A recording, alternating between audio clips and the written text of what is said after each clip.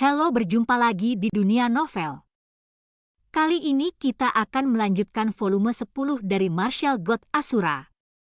Selamat mendengarkan. Bab 5689, Batu Pembuluh Darah Kuno. Setelah para tetua pergi, penguasa Istana Suci Tujuh Alam melihat mayat Ling Changhai, dan dengan lambaian tangannya, formasi pemblokiran tak berdaya Chu Feng segera terangkat. Kemudian, dia mengeluarkan peti mati yang bentuknya seperti kayu mahoni namun sebenarnya spesial dari tas Qian Kun. Peti mati dibuka dan dia secara pribadi membawa jenazah Ling Changhai ke dalam peti mati. Mereka tahu bahwa Ling Changhai memiliki banyak harta berharga di tubuhnya, tetapi dia tidak berniat mengeluarkannya. Master Changhai, sesuai instruksi Anda akan dimakamkan di tempat pilihan Anda setelah kematian Anda. Tapi aku tidak pernah menyangka kamu akan masuk dan keluar dalam keadaan yang begitu menyedihkan. Jangan khawatir, tidak peduli siapa yang berani membunuhmu, Tuan, meskipun itu seseorang dari Istana Suci Tujuh Alam saya tidak akan pernah memaafkannya. Chu Feng tidak melarikan diri, tetapi kembali ke bekas kediaman Lingxi. Bahkan, dia berpikir untuk langsung pergi. Bagaimanapun, dia tidak yakin apakah itu keputusannya sendiri atau keputusan Istana Suci Tujuh Alam yang membuat Ling Changhai datang kepadanya. Namun sebelum dia bisa mendapatkan harta suci, Chu Feng memutuskan untuk mengambil risiko dan tetap tinggal. Hal pertama yang dilakukan Chu Feng sekarang adalah memasuki ruang roh dunia. Benar saja, setelah menggunakan kekuatan tentara Asura, formasi pola muncul lagi di gerbang yang menghalangi tentara Asura di ruang roh dunia. Inferensi berdasarkan penyajian pola. 3 kali, Chu Feng masih memiliki 3 kesempatan untuk menggunakan pasukan Asura. Jika kekuatan tentara Asura digunakan 3 kali lagi, pintu ini akan ditutup kembali. Tentu saja Chu Feng bisa membukanya.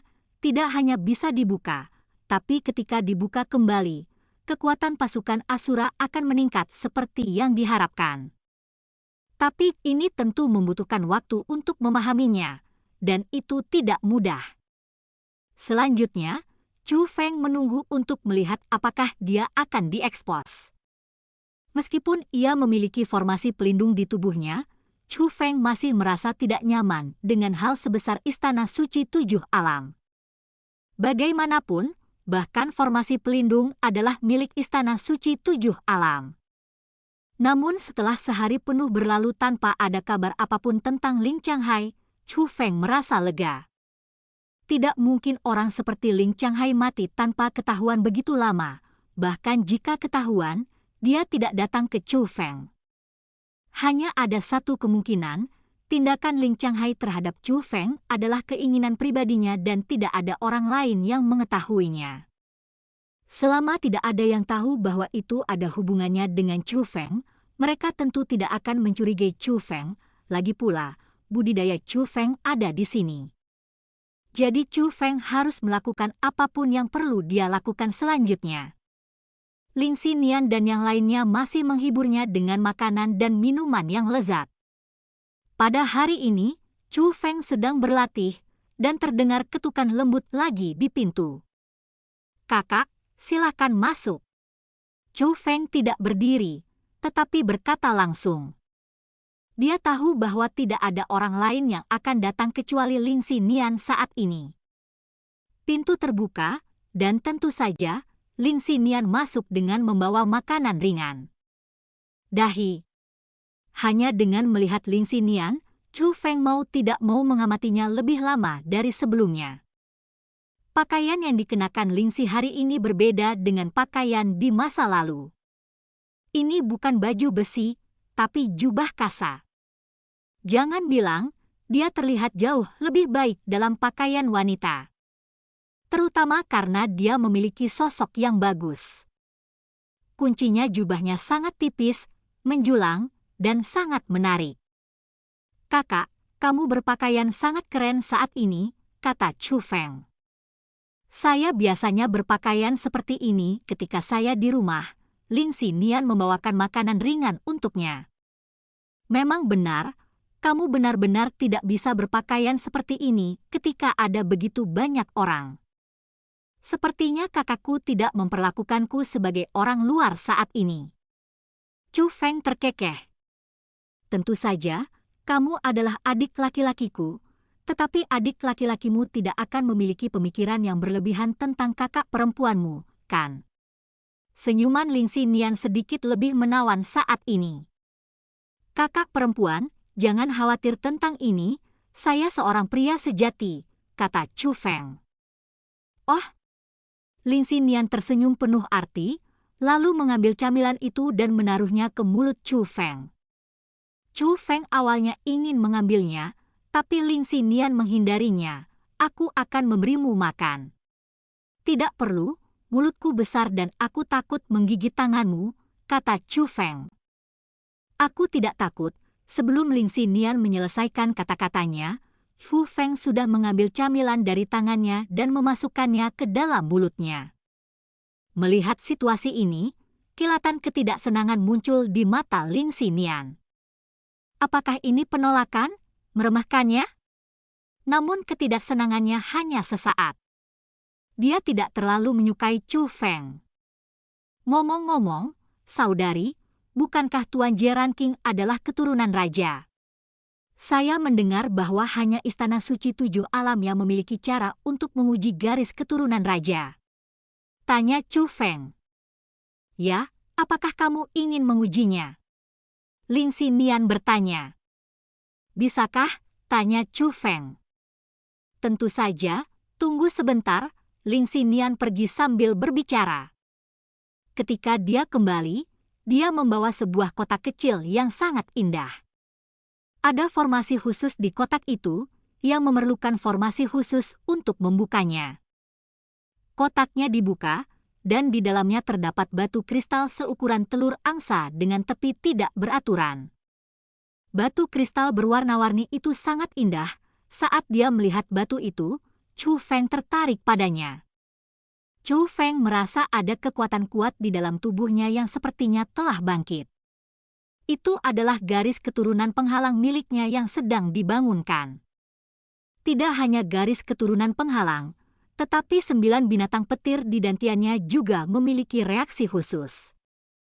Apakah tidak ada perasaan tertekan? Tidak apa-apa, biasakan saja. Ini adalah produk zaman kuno. Kami menyebutnya batu darah kuno, tapi hanya garis keturunan tingkat raja yang bisa membangunkannya. Pada saat yang sama, batu darah kuno ini memiliki rasa penindasan. Dikatakan bahwa hanya Tuan Jie Ranking yang tidak merasakan hal ini. Tetapi ketika kita menghadapinya, kita semua akan merasa tertekan. Jika serius, kita bahkan mungkin mengalami sakit kepala yang tak tertahankan, dada sesak, sesak napas, dan kelemahan umum. Kita perlu beradaptasi, kata Ling Xinian. Namun yang tidak dia ketahui adalah bahwa Chu Feng tidak merasa tertekan atau memiliki perasaan tidak nyaman lainnya, melainkan merasa bersemangat. Bagaimana cara mengujinya? Bisakah saya langsung mencobanya? Tanya Chu Feng. Hanya kontak fisik. Kenapa?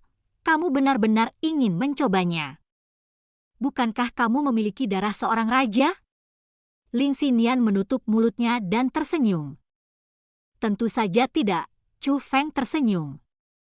Dia sangat ingin mencoba, tetapi dia tidak berani mencoba, akan sangat buruk jika dia mencobanya.